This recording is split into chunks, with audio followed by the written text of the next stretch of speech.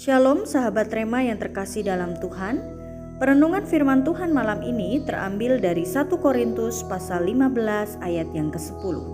Tetapi karena kasih karunia Allah, aku adalah sebagaimana aku ada sekarang, dan kasih karunia yang dianugerahkannya kepadaku tidak sia-sia. Sebaliknya, aku telah bekerja lebih keras daripada mereka semua, tetapi bukannya aku, melainkan kasih karunia Allah yang menyertai aku. Rasul Paulus membutuhkan usaha yang lebih keras untuk meyakinkan sebagian jemaat Korintus yang tidak mempercayai adanya kebangkitan orang mati. Banyak anggapan yang mengatakan bahwa kebangkitan itu tidak lebih dari perubahan hidup kita dari mati rohani kepada hidup rohani. Oleh sebab itu, Rasul Paulus memulai pengajarannya dengan penjelasan tentang kematian dan kebangkitan Kristus. Jika Kristus tidak bangkit, maka kita akan menjadi hamba dosa dan tentu saja kita akan binasa oleh kematian kekal. Kebangkitan Kristus membuktikan bahwa maut dikalahkan. Kebangkitan Kristus adalah sebuah peristiwa yang sangat berarti dalam kehidupan manusia. Setiap hal yang Tuhan Yesus lakukan dalam kehidupan kita itu sangat berarti. Semuanya adalah bukti kasih-Nya yang besar bagi kita. Rasul Paulus menyadari kasih Tuhan yang begitu besar dalam hidupnya.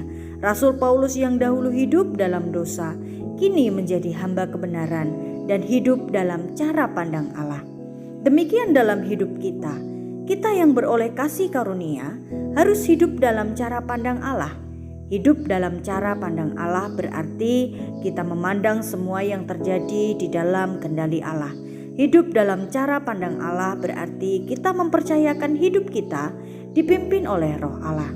Saat kita hidup dalam cara pandang Allah, maka kita akan hidup dalam kejelasan dan kepastian.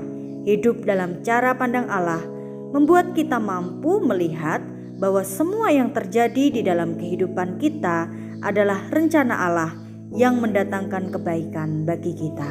Amin. Mari kita berdoa. Kami bersyukur Tuhan oleh karena pengorbanan Tuhan Yesus bagi kami, sehingga kami boleh diampuni dan diselamatkan oleh Tuhan.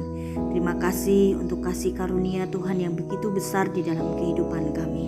Saat ini kami pun ingin berkomitmen untuk kami boleh hidup dipimpin oleh Roh Allah, untuk kami mempercayakan sepenuhnya hidup kami kepada Tuhan, dan biarlah Tuhan yang memegang kendali seluruh kehidupan kami.